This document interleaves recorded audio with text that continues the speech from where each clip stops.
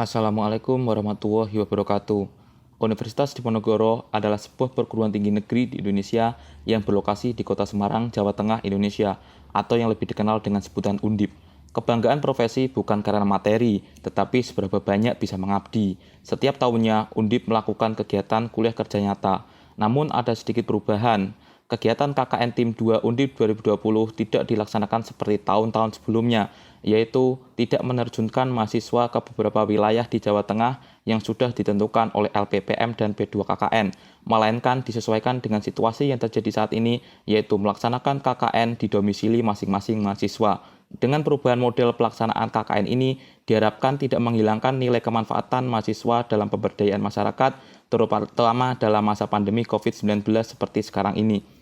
Oleh karena itu, KKN Tim 2 2020 Undip mengusung tema utama yakni pemberdayaan masyarakat di tengah pandemi COVID-19 yang berbasis pada tujuan pembangunan berkelanjutan atau SDGs. Perkenalkan, nama saya Eka Cahya Listiawan dari Fakultas Hukum Universitas Diponegoro angkatan 2017, di mana saya sekarang menjadi salah satu peserta dari mahasiswa KKN Tim 2 2020 Universitas Diponegoro dengan wilayah KKN berada di RT 2 RW 1 Desa Wonotenggang, Kecamatan Rawasari, Kabupaten Kendal, Provinsi Jawa Tengah. Dengan harmonisasi dosen pembimbing KKN Bapak Besar Tirto Husodo, Esos Mkes mengusung dua program KKN dengan tema utama terkait dengan pemberdayaan masyarakat di tengah pandemi COVID-19 berdasarkan tujuan pembangunan berkelanjutan atau SDGs. Yuk, mari kita simak video profil terkait dengan wilayah KKN saya dan juga program-program atau rangkaian kegiatan program saya. Mari kita simak, check it out.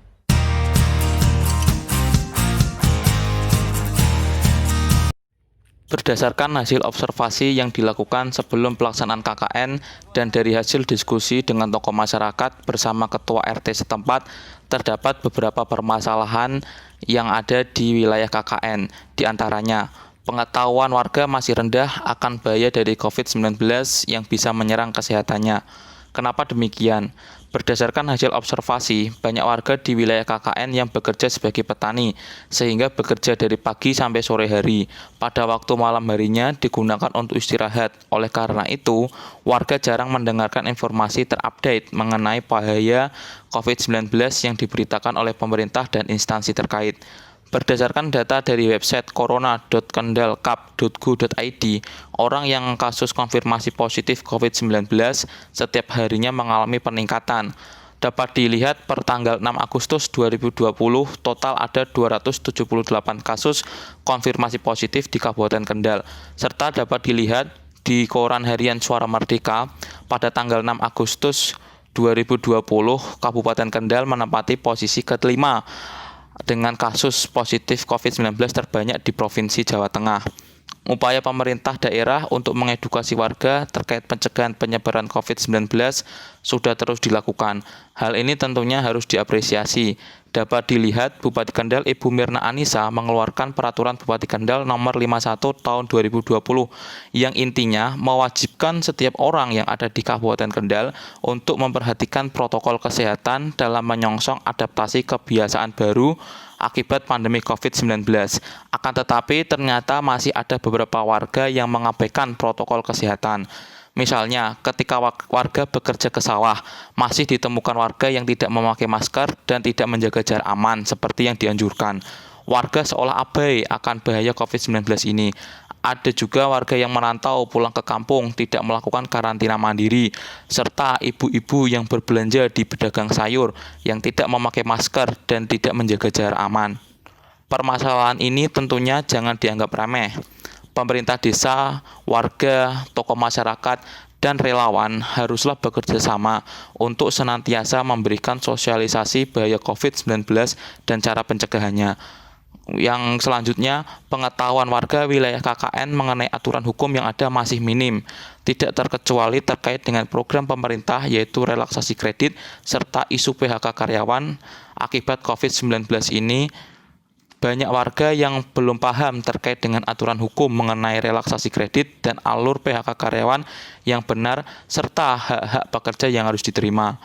Masih ditemukan adanya sikap mengabaikan akan aturan yang dikeluarkan pemerintah. Hal ini tentu akan berdampak buruk bagi warga sendiri. Padahal pada dasarnya pemerintah telah mengatur sedemikian rupa yang akan memberikan manfaat bersama. Permasalahan utama masih menjadi kendala untuk menjadikan warga RT 2 RW 1 Desa Wonotenggang berbudaya taat dan patuh akan aturan hukum yang ada.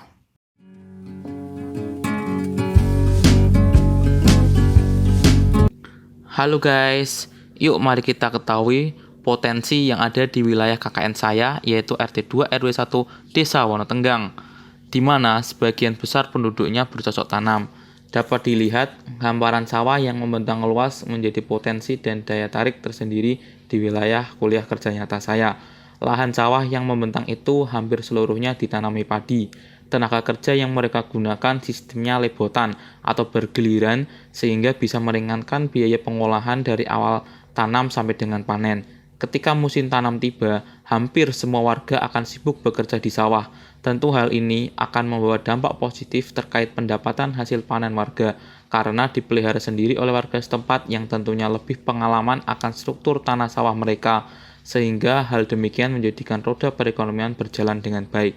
Sistem irigasi di sekitar wilayah KKN sangat mendukung terhadap lahan pertanian warga, karena ketika musim tanam sampai panen tiba, saluran irigasinya terisi air dengan lancar baik pada musim kemarau maupun pada musim penghujan.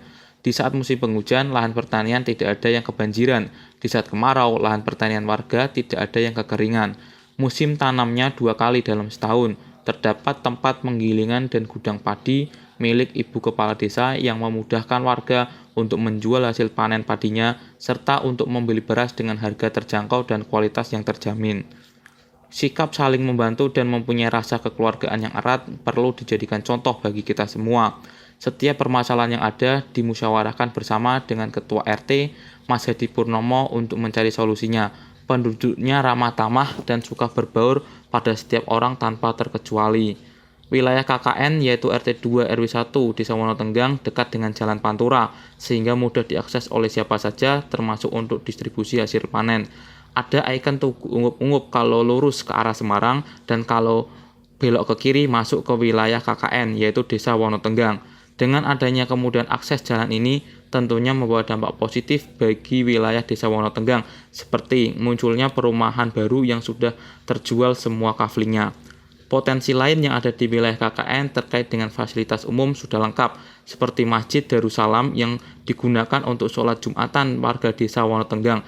Kemudian dapat dilihat ada sekolah SMK NU 2 Rawasari yang sudah berdiri cukup lama menjadi satu-satunya SMK di Desa Wonotenggang serta termasuk SMK favorit yang berada di Kecamatan Rawasari. Fasilitas umum lainnya ada lapangan serbaguna bisa untuk berolahraga sepak bola anak-anak, voli, futsal, dan baru dibangun tempat serbaguna yang bisa dimanfaatkan warga. Jalan desa sudah baik semua yang menghubungkan antara RT 1 dengan RT lainnya, serta antara Desa Wonotenggang dengan desa lainnya, jalan tersebut semuanya sudah dibeton. Setiap RT sudah ada pos rondanya yang bisa digunakan sebagai tempat berkumpulnya warga dan untuk bersama-sama menjaga lingkungan tempat tinggal warga sekitar.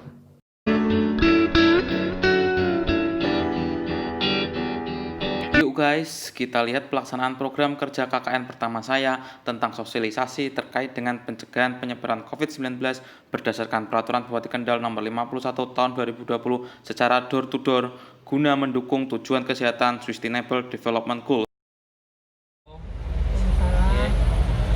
Saya pun ibu ganggu waktu nepon santen-santen. Kalau tak beriki badhe jelas ke niki apa program pertama nih kula terkait dengan protokol kesehatan. Tahun sewu niki protokol kesehatan niki diatur di dalam Peraturan Bupati Kendal Nomor 51 Tahun 2020. Nah, di dalam peraturan Bupati meniko di sini ada unsur-unsur yang harus ditaati oleh warga. Ingkang pertama niki harus memakai masker wajib setiap kegiatan di luar rumah, terus kemudian harus menjaga jarak, terus kemudian sebisa mungkin menghindari kerumunan ataupun keramaian. Dan terus ingkang nomor sekawan niki menerapkan pola hidup bersih dan sehat.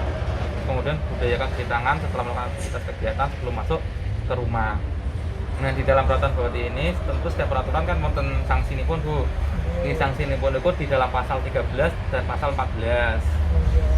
Ini apabila melanggar semua yang ada di sini, ada 5 hal ini, maka ada sanksi berupa administratif, ada teguran lisan, penghentian aktivitas kegiatan ataupun pencabutan izin usaha bagi yang mempunyai usaha, serta sanksi sosialnya itu berupa melaksanakan kerja sosial, misalnya menyapu atau mengapel tempat-tempat umum. Dan kemudian terkait dengan monitoring itu ada juga di dalam pasal 16. Jadi kok ada satuan polisi Pamung Praja, dinas perhubungan ataupun satuan wilayah desa.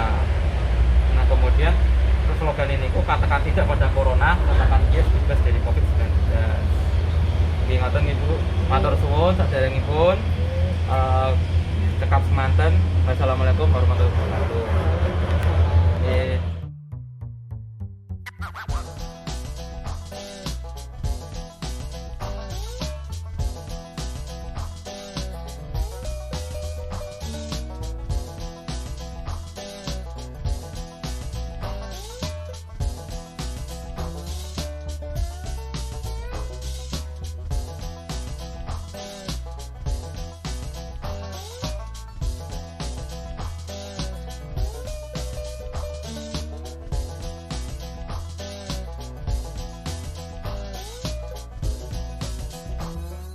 Hai guys, inilah program kedua kuliah kerja nyata saya.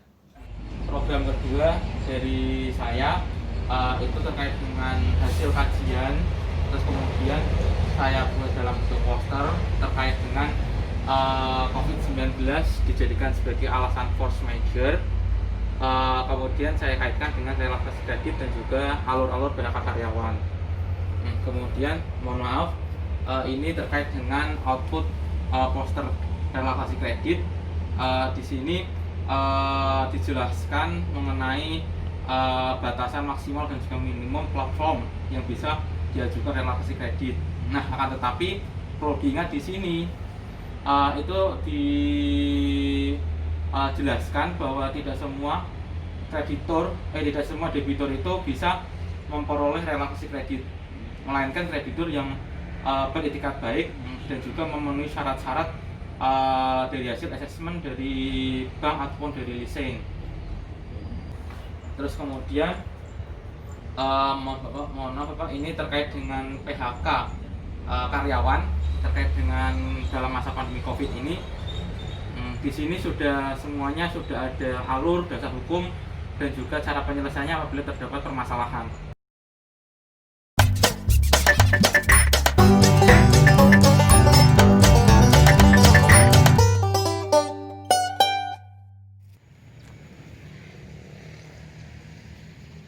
Assalamualaikum warahmatullahi wabarakatuh. Terima kasih saya ucapkan kepada tim KKN 2 Undip Semarang, Universitas Diponegoro Semarang, kepada Bapak Besar Tirto Usodo dan mahasiswa Eko Cahyo Listiawan yang telah melakukan kegiatan KKN di Desa Wonotenggang, RT 2 RW 1, Kecamatan Rawasari, Kabupaten Kendal. Harapannya agar KKN ini selalu bermanfaat. Seiring dengan itu, maka kami selaku perangkat Desa Wonotenggang mengucapkan terima kasih, dan saya mengucapkan terima kasih sebesarnya tidak bisa membalas apapun. Undip Jaya Kendal Kendal. Assalamualaikum warahmatullahi wabarakatuh. Kami selaku Ketua RT 2 RW 1 Desa Wonotenggang, Kecamatan Rawasari, Kabupaten Kendal, mengucapkan banyak terima kasih kepada tim 2 KKN Universitas Diponegoro tahun 2020 bersama dengan Mas Eko Cahyo Listiawan dan Guru Besar Bapak Tirto. Kami selaku warga masyarakat RT 2 RW 01 mengucapkan banyak-banyak terima kasih sekali kepada Mas Eko, karena dengan adanya KKN ini maka masyarakat kami bisa mengerti tentang apa yang yaitu tentang penanggulangan COVID-19, terus mengerti tentang adanya hak-hak pekerja, mengerti tentang adanya press major.